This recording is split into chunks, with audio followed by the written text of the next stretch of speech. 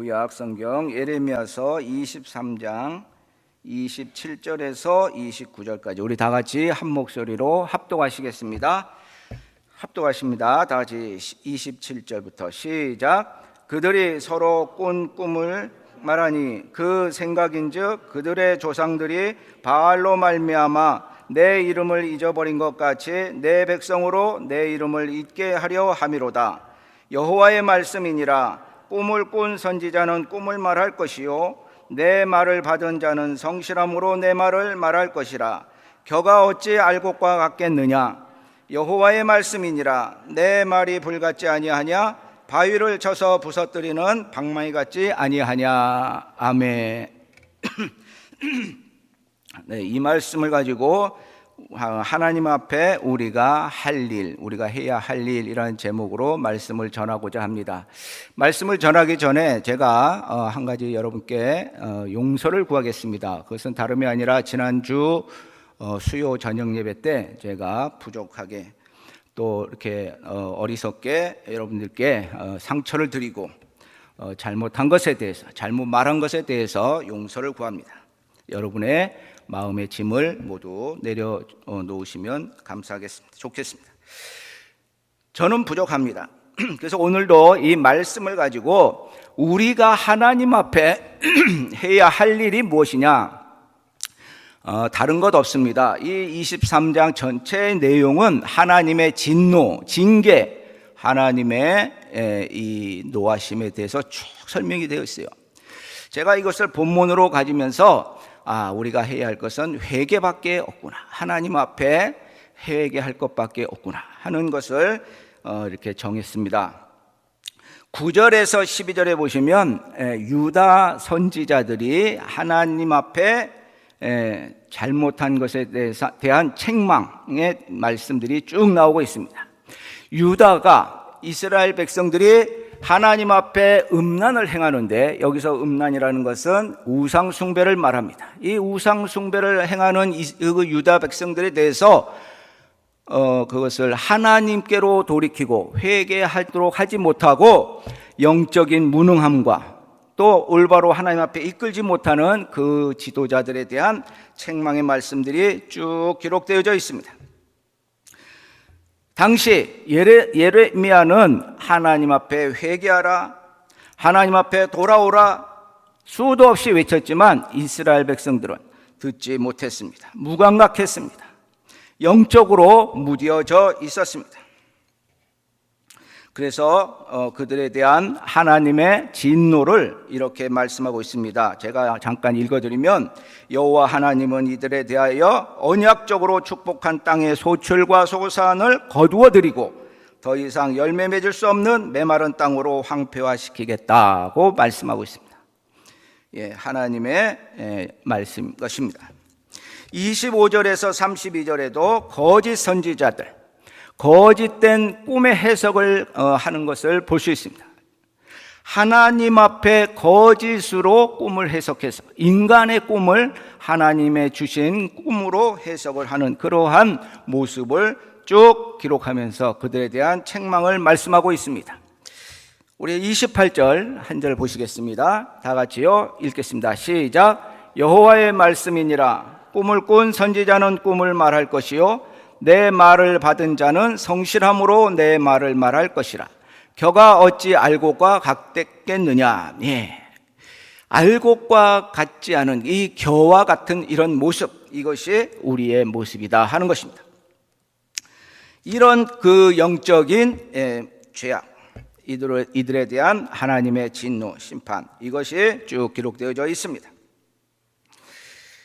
그래서 하나님께서는 이 미련하고 어리석은 선지자들을 향해서 내가 선지자들을 치겠다 이렇게 경고하시고요, 그리고 더 나아가서 그들은 이 백성에게 아무 유익이 없다 이렇게 하나님이 또 평가하시는 것을 볼 수 있습니다. 이 32절 한 절 보시겠습니다.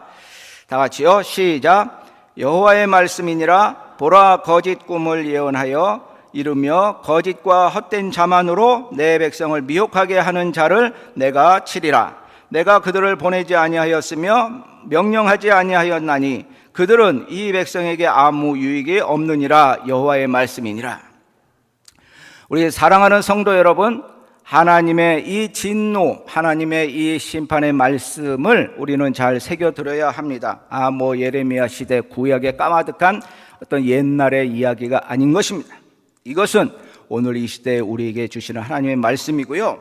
고린도전서 10장에도 사도 바울은 고린도 교회에 이 구약의 이런 사건들, 이런 이야기들을 교훈하며 그들에게 하나님의 말씀을 전하고 권면하는 것을 볼 수 있습니다.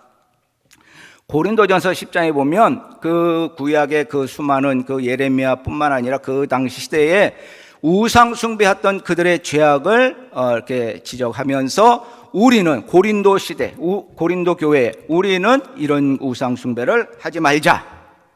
또 그들은 간음하여 일시에 2만 3천 명이 죽었습니다.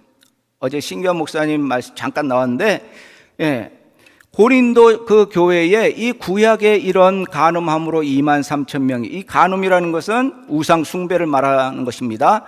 2만 3천 명이 일시에 죽는 사건이 일어났습니다. 이것을 교훈으로 삼아 우리는 그렇게 하지 말자.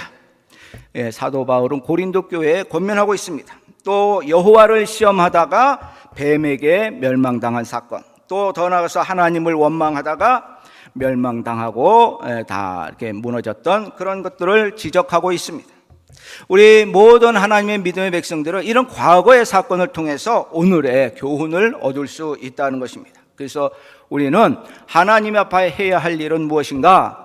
과거의 이런 사건들을 보면서 우리가 할 수 있는 것은 무엇인가? 하나님 앞에 우리의 신앙을 점검하고 돌아보면서 회개하는 것입니다. 온전히 하나님 앞에 나의 신앙을 다시 돌아보는 것입니다. 그리고 내 모습의 부족함과 연약함을 하나님 앞에 내어놓는 것입니다. 이것이 회개입니다. 그리고 진정한 회개의 의미는 하나님 앞에 모든 삶을 돌이키는 것입니다. 삶까지, 생각과 마음과 인격까지 완전히 돌아서는 것, 이것이 진정한 회개인 것입니다.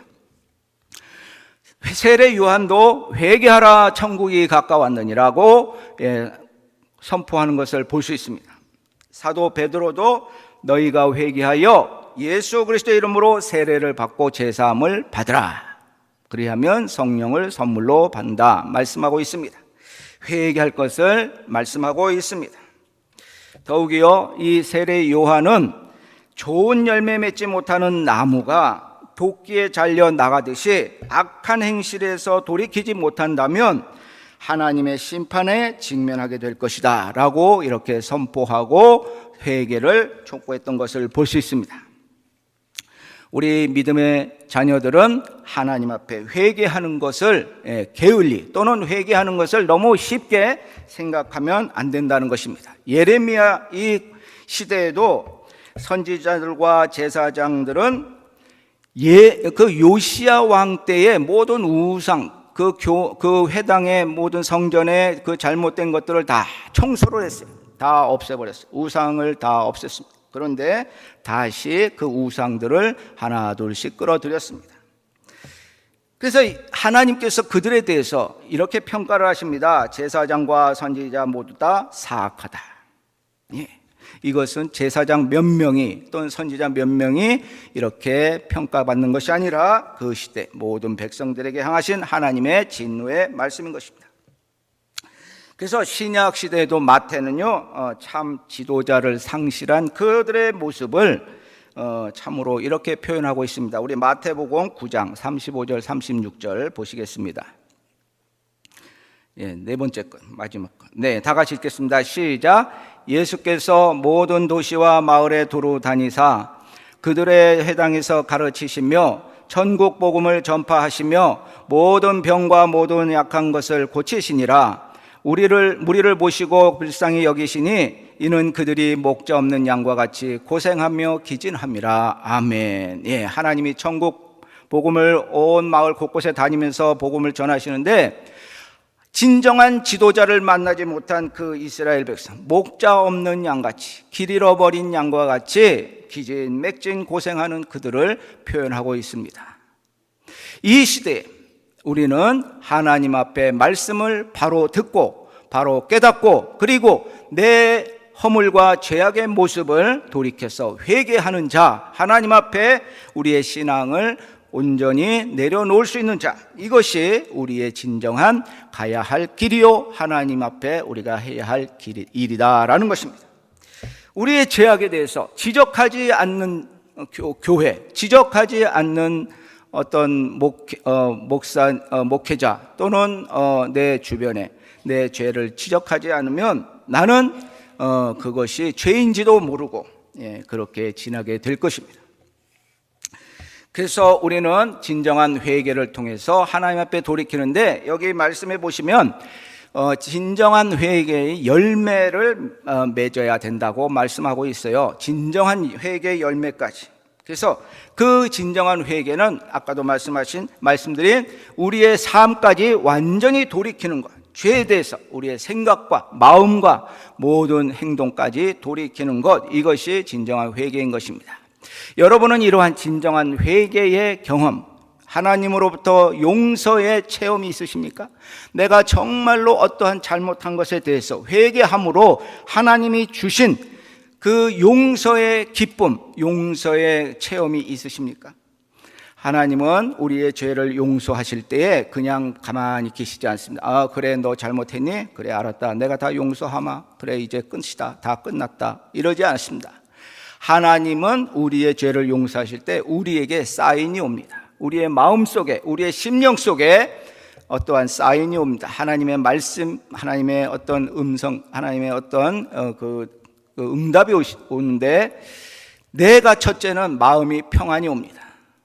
내 모든 죄와 허물 속에서 답답하고 눌리고 어떤 허물을 가지고 있던 그 무거운 짐이 다 내려가는 것을 깨닫게 됩니다. 또 내 마음에 평안이 옵니다. 내 마음에 시원함이 옵니다. 내 마음에 자유함이 옵니다.